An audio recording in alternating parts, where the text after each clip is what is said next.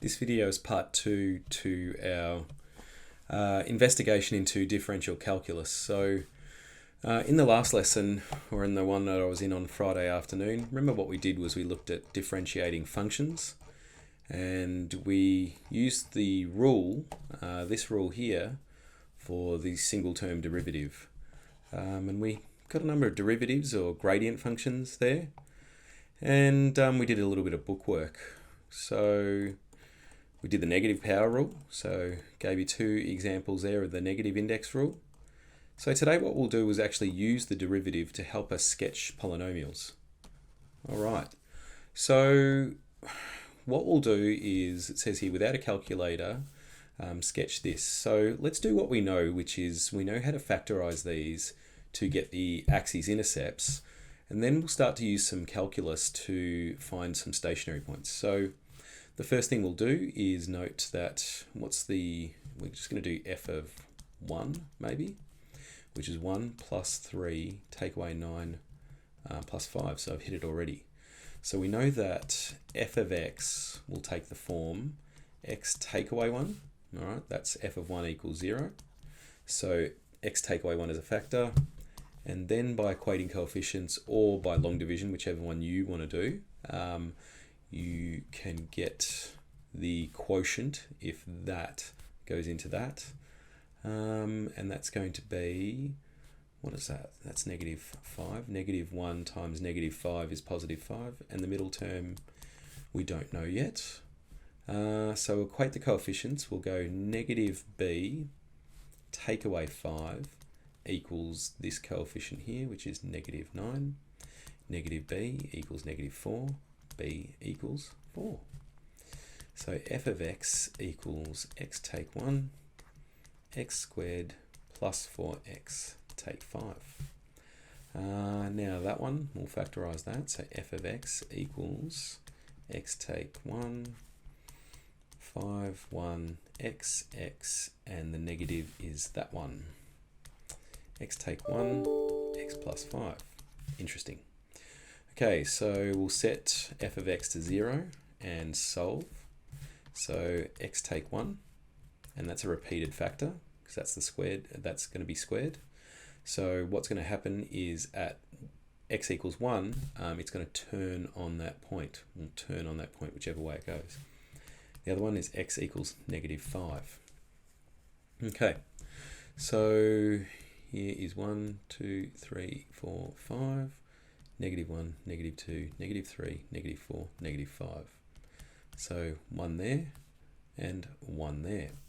Now we can see that the y-intercept is 5, but I'll wait to scale that against the stationary points of this. So we know that this is a positive cubic. So the basic pattern of this cubic is like that. Okay, so it's going to look roughly like that. So how's it going to go? It's going to go up, down, and turn. Okay. All right, so what else do we need? Well, we need the stationary points with their coordinates. Okay, so obviously stationary points has got something to do with gradients. So we're just going to get our derivative, our gradient function, and that's going to be 3x squared. So I'm just using the derivative by rule, plus 6x take away 9. All right, now what I'm going to do is, the job of the gradient function is to give us gradients when we give it x values. But the other cool thing that we can do is we can ask this function here, the gradient function, when it's a particular value by replacing f dash x with the value that we're hunting for. Now, here's the thing. When we have a cubic function, these things here, they're called stationary points. And the reason they're stationary points is that they have a 0 gradient at these points. So what we can do is actually set f dash x to 0, and we can solve this. And what that's going to do is tell us exactly when this gradient function has a gradient of, has a value of 0. And in turn, what that will tell us is the original function will have a stationary point at that point. So let's do it. So the first thing I'm going to do is dump 3. All right, so I'm going to divide this side by 3 and this side by 3. The net result is that we get this. All right, now I know that one of the stationary points is going to be at x equal 1, okay, because I know that that's where this turns. It's going to come up here, turn somewhere here, come down and turn again. So I know when I solve this, one of them has to be -1, x, and this has to be -1. Now let's just try it. We've got 3x, take away x, that's the 2x there. So 0 equals x take 1, x plus 3.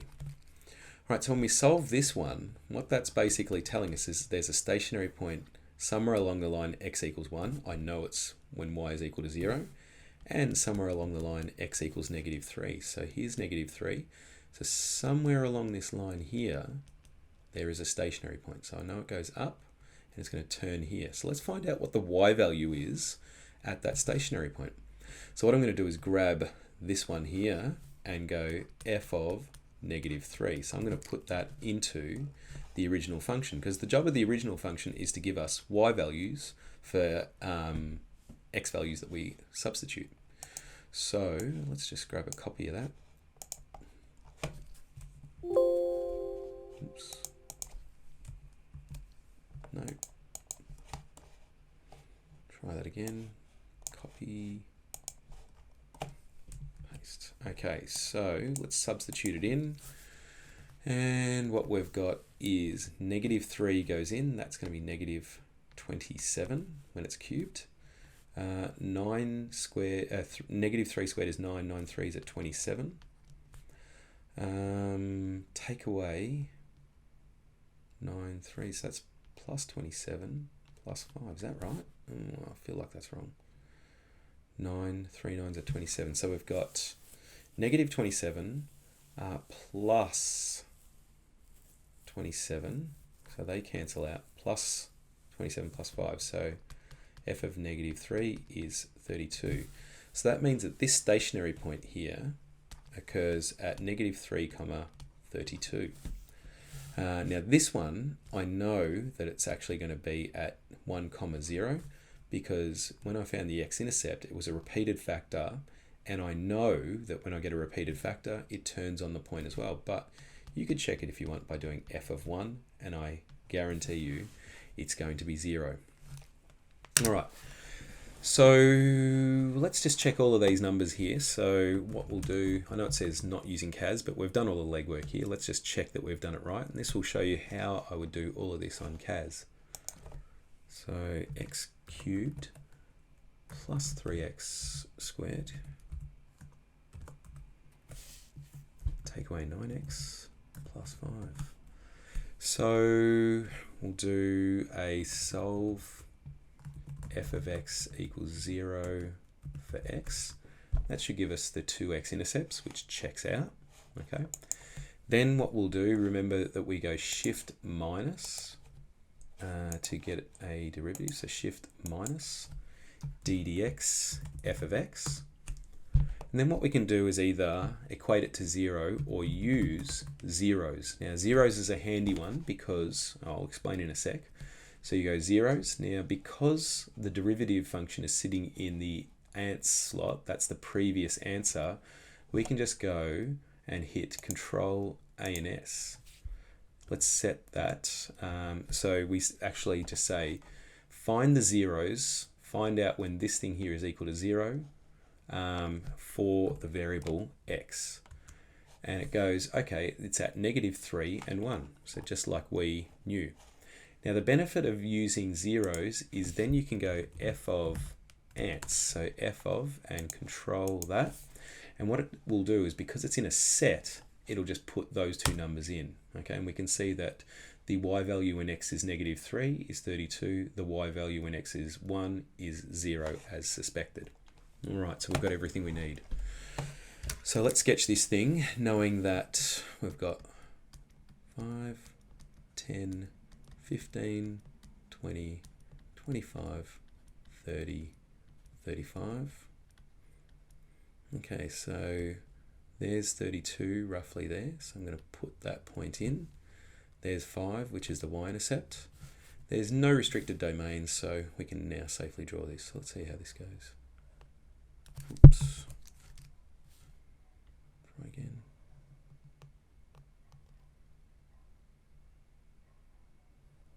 Yeah, not bad.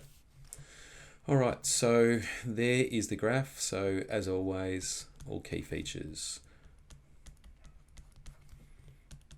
So now that we know the stationary point, we can pop that in, and the y-intercept when x is 0, y is 5. And we've got our graph.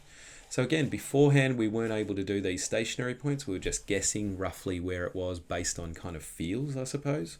So now with calculus, we can actually get it to, a really exact value. Okay, hence find the solutions of x for which that is greater than 0. So it's greater than 0 here.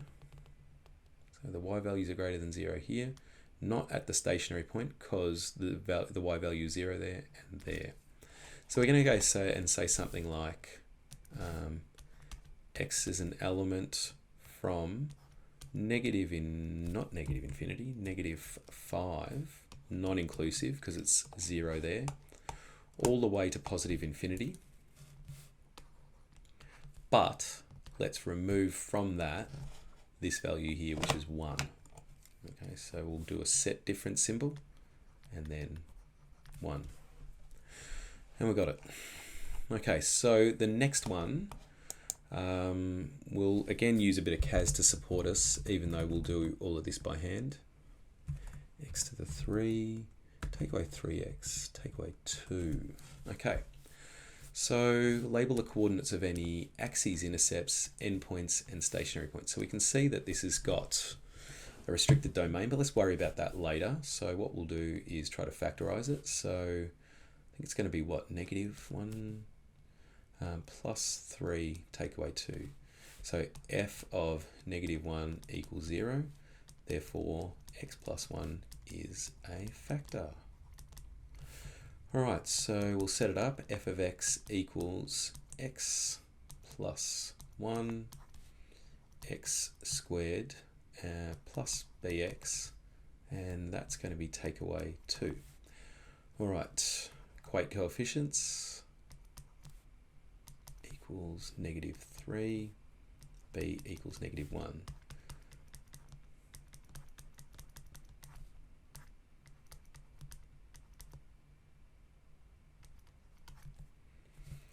Okay, can that be further factorized? So that's going to be 2, 1, xx with that being the negative. Yeah, that'll work.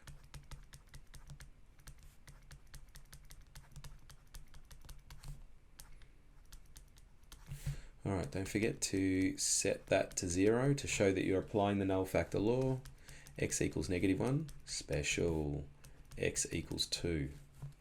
Cool, but not special. All right, so we can see from here that negative 1, 1, 2. So what's going to happen is this is a positive cubic. So positive cubics look like that generally. So it's going to go up, turn, come down here, and come back through 2. So that's the rough shape it's going to take. We can see that the y-intercept is negative 2, so it's going to be somewhere down here. So now let's get our stationary points.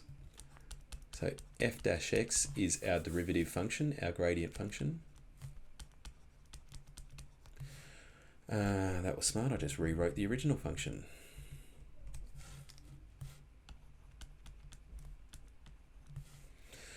All right, so now what I'm going to do is I'm going to say to this thing here, hey, when do you have 0 gradient points or stationary points? So I'm going to say 0 equals 3x squared take away 3. So what I say when we really cover differential calculus is I'm hunting for stationary points.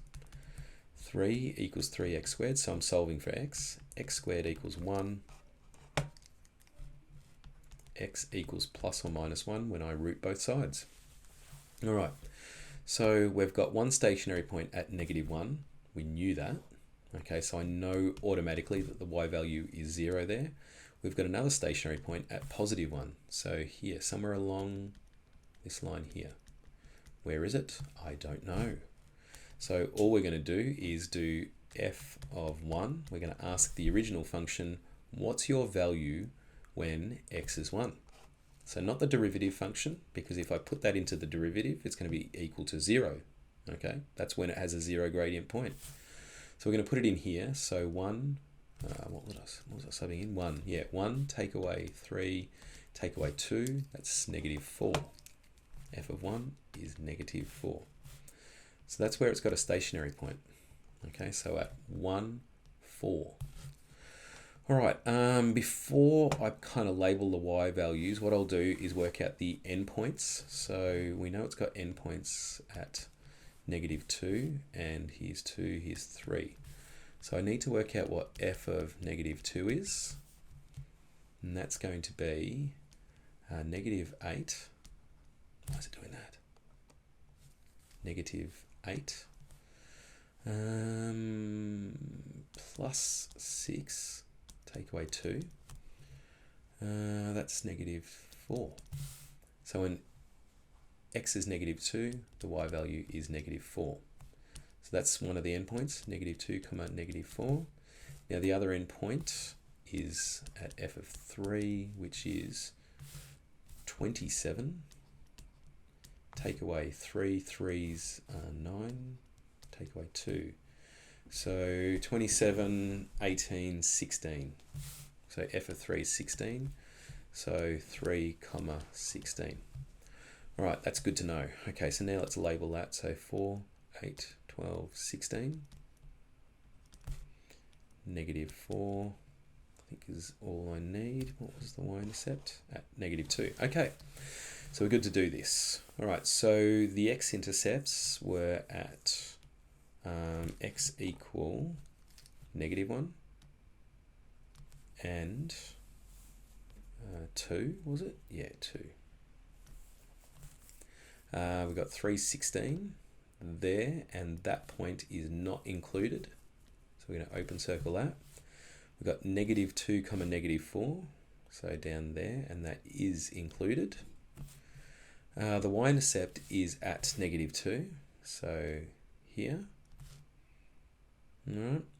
And what else? Stationary point at negative 1, 0 and 1, negative 4.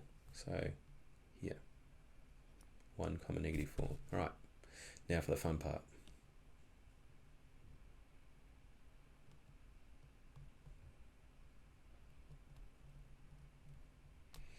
All right, so there we have it. There's our cubic.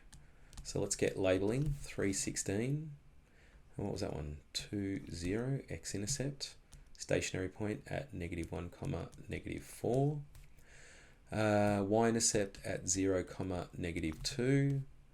X-intercept negative 1, 0. And other endpoint negative 2, what was it? Negative 2, negative 4. All right, so you thought labeling a linear was hard work. Here we've got 1, 2, 3, 4, 5, 6 key features on the one graph. Okay. All right, so again, how would you do that with the calculator? So I've defined it. So what I can do is use zeros to get the x-intercepts. So zeros, f of x, x. That confirms that the x-intercepts are at negative 1, 2. You could factorize it. Factor f of x for x. And that gives you the factorized version, which you then could do kind of like the null factor law in your head. Let's get the stationary points. So we're going to go shift and minus. Try that again, shift and minus. d dx f of x, there's our derivative. We'll use zeros and f of x, x. So what that does is gives us the x values of the stationary points. All we have to do then is go f of ants, okay, f of this thing here, and it will just pump those values back in. That was smart. Okay, so when we did this, I found the zeros of f of x again. So, and the reason I knew I was wrong here is it's telling me I've allegedly got two stationary points, negative 1, 0 and 2, 0, and I know that that's the x-intercept. So whoops. So let's d dx f of x again. Let's use zeros again, but instead of that, let's use control ants. All right, so we're going, hey, what are the x-intercepts of the derivative? Sure. Now we can do f of ants, 0, negative 4. So at negative 1, the y value is 0. At 1, the y value is negative 4. So that's kind of how I would use the CAS to really speed up that, or to kind of check your working out. I hope you could use your CAS to check your answers rather than looking at the back of the book. Yeah, how good is that? So it'll get you faster on this thing here. All right, so not quite done yet. Solve f of x greater than or equal to 0. You could do this on CAS. We'll do it graphically in a sec, but let's just see what the answer should be. F of x control, oops, not that one, greater than or equal to 0 for x. So that, but let's just do it graphically. So when are you larger than 0? So we're larger than or equal to 0 there and at the point itself. So we're going to say something like x is an element of negative 1 union with 2 to positive infinity, and that 2 should be squared, not curved. Okay, because it's inclusive of the point. This is when it's equal to 0. This is when it's greater than 0. All right, the unshaded part is when the function is less than 0. All right, so what you're going to do is, if you haven't already, make sure you complete 17b, 17c, and now sketch some graphs from 18c. So we're jumping around a bit, but we'll head sort of back to the lower chapters next week. All right, so good luck with that, guys.